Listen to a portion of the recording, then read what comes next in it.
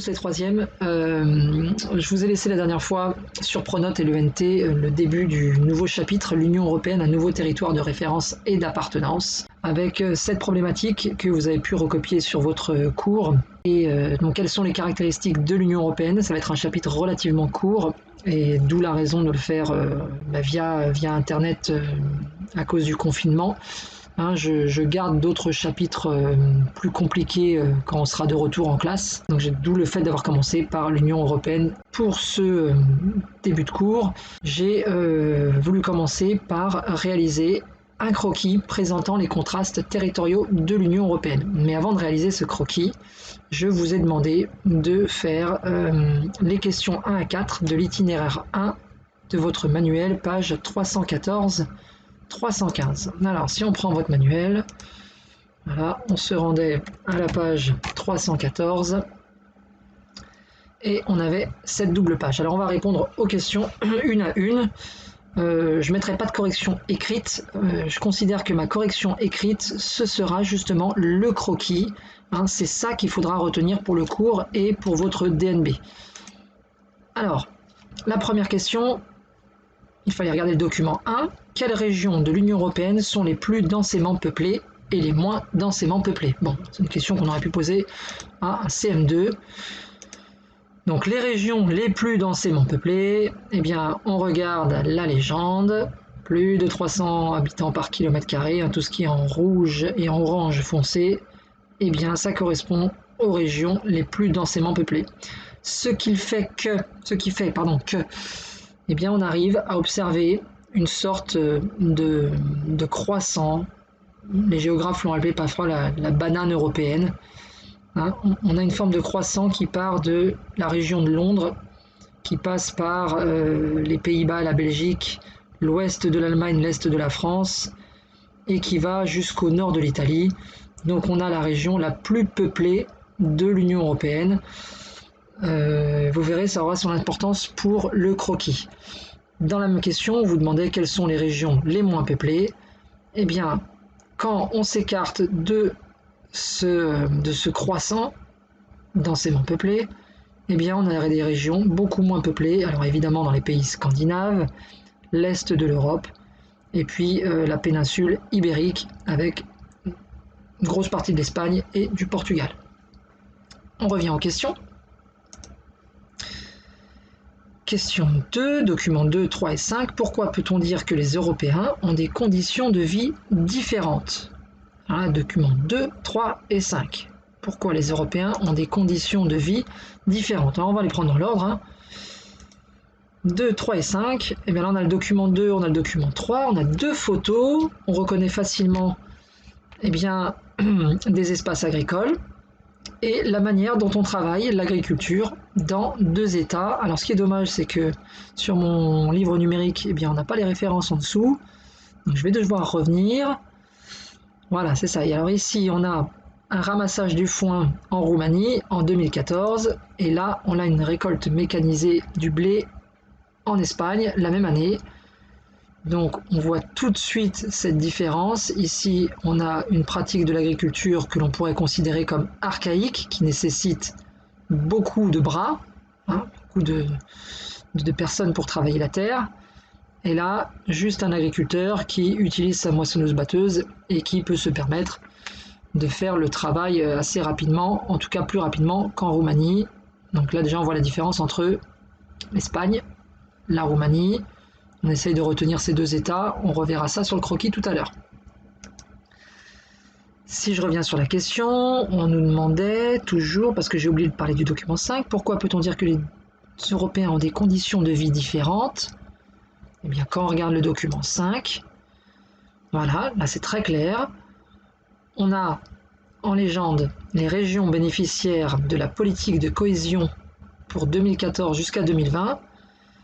Donc en bleu foncé, turquoise foncé, on a les régions les moins développées et fortement aidées. Et quand on va vers le plus clair, on a les régions les plus développées et moyennement aidées.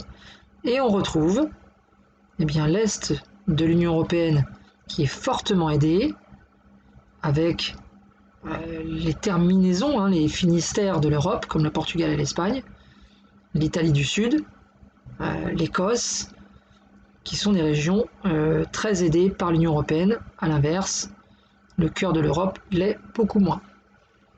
Alors la question 3, c'est vraiment la suite logique de la 2.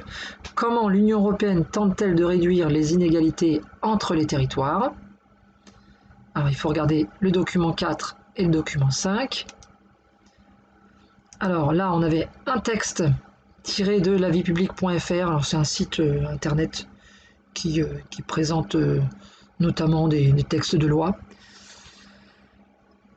Alors, on ne va pas le relire ici, je suppose que vous l'avez fait, mais la phrase importante pour répondre à cette troisième question, c'est que la politique régionale de l'Union européenne vise à réduire les écarts de richesse entre les régions des pays membres de l'UE qui se sont accentués avec les élargissements. Eh bien oui, puisque, là il faut le croiser avec le document 5, il s'avère que tous les États de l'Union européenne n'ont pas fait partie de l'Union européenne en même temps. Alors, j'en dis pas plus, on reverra ça avec le croquis.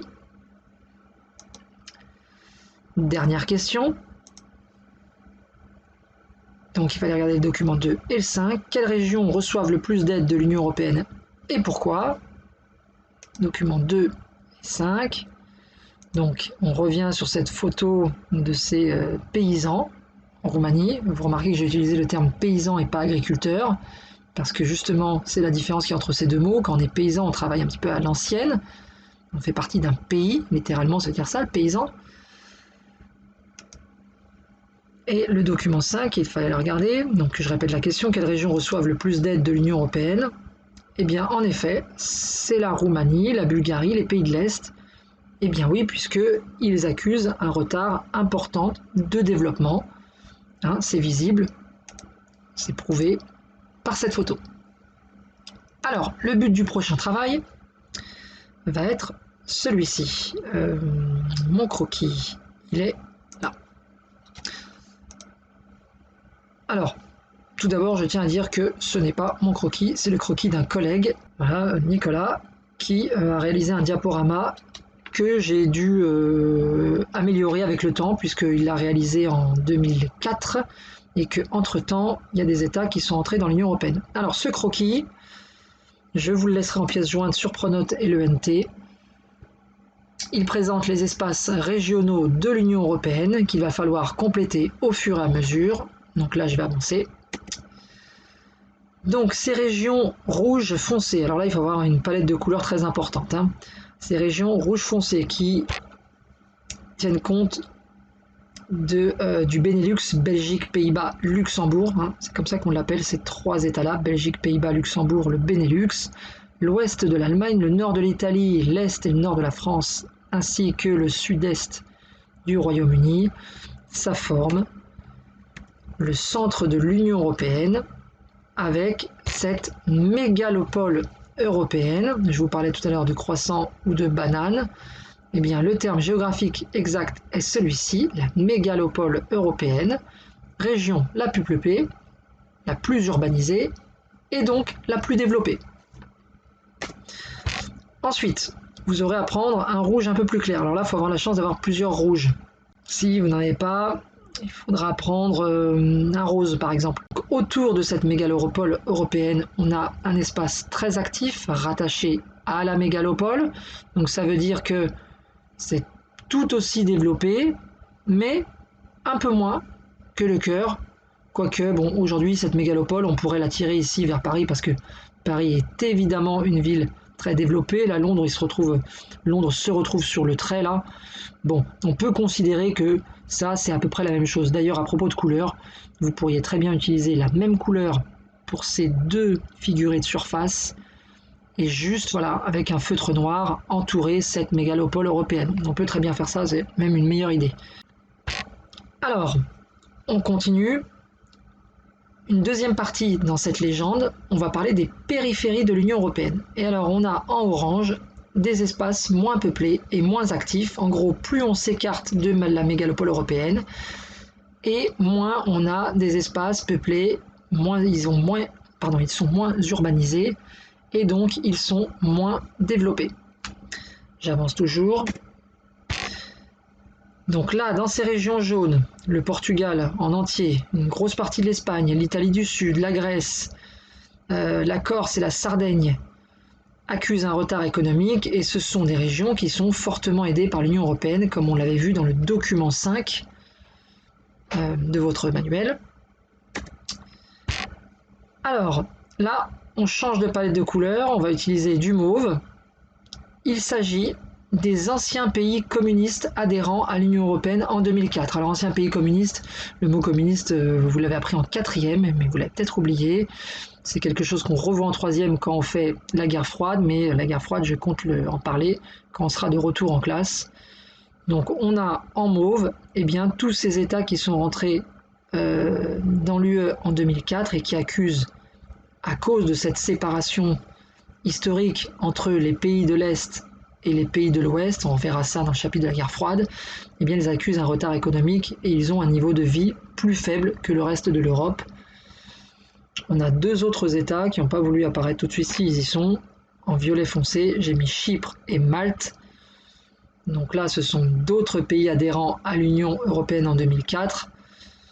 Alors, ils sont dans des couleurs différentes, tout simplement parce que ils sont beaucoup plus en retard que ces États-là. Et encore, bon, ça dépend, hein, Malte, c'est un pays qui est touristique, donc ils rattrapent très très vite leur retard, mais j'ai voulu les mettre à part parce que ce sont 2 îles. J'avance. Enfin, vous avez les derniers États rentrés en 2007, on a la Roumanie et la Bulgarie. Donc là, on avait l'exemple roumain, hein, souvenez-vous de la photo, avec les paysans qui travaillent la terre. Eh bien, ce sont 2 États aussi qui faisaient partie de ces États communistes, mais qui sont rentrés plus tard dans l'Union européenne, parce qu'ils ne respectaient pas tout à fait encore les critères pour pouvoir y entrer, hein, les critères surtout économiques. Et enfin, le dernier à être entré, c'est la Croatie qui est entrée en 2013.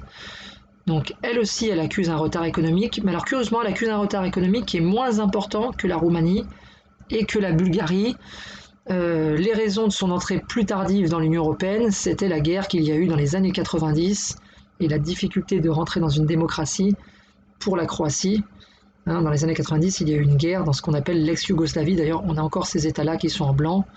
Là, par exemple, on a justement la Serbie, donc là on a la Bosnie, enfin on va pas tous les citer, mais sachez que donc dans cette région-là, il y a eu une guerre entre les peuples qui formaient un même État qui s'appelait la Yougoslavie, et ces États se sont divisés. Alors là n'est pas le sujet. Un dernier mot, puisque ce croquis dans cet État est terminé. Pour réactualiser le cours, je vous rappelle que le Royaume-Uni, en février dernier, enfin plutôt le 1er mars dernier, ne fait plus partie de l'Union européenne. Hein, donc le Royaume-Uni, l'Angleterre, l'Écosse, l'Irlande du Nord, le Pays de Galles ne font plus partie de l'Union européenne. Il faut savoir que ça a son importance parce que ça veut dire que certains territoires du Royaume-Uni ne seront plus aidés alors qu'ils étaient beaucoup aidés. Je pense à l'Écosse. C'est la raison pour laquelle les Écossais, eux, qui étaient vraiment contre le Brexit, ne voulaient pas sortir de l'Union européenne parce que justement, ils étaient aidés par cette Union européenne économiquement. Voilà, c'est terminé pour ce croquis. Donc c'est ce que je vous demande de faire pour le prochain cours. Si vous avez une imprimante, vous imprimez votre carte vierge et vous la coloriez ainsi. Je ne vous interdis pas de l'imprimer en couleur. Si vous avez une imprimante couleur, en principe quand on a une imprimante sans couleur, donc vous pouvez l'imprimer telle quelle si vous le souhaitez. Mais dites-vous que faire une activité, c'est l'apprendre. Donc si vous coloriez cette carte, eh bien, ce sera l'occasion pour vous d'apprendre comment s'organise le territoire de l'Union européenne et comment certaines régions sont très développées et d'autres le sont beaucoup moins et sont aidées. Voilà, peut-être à la prochaine fois. Bonne journée.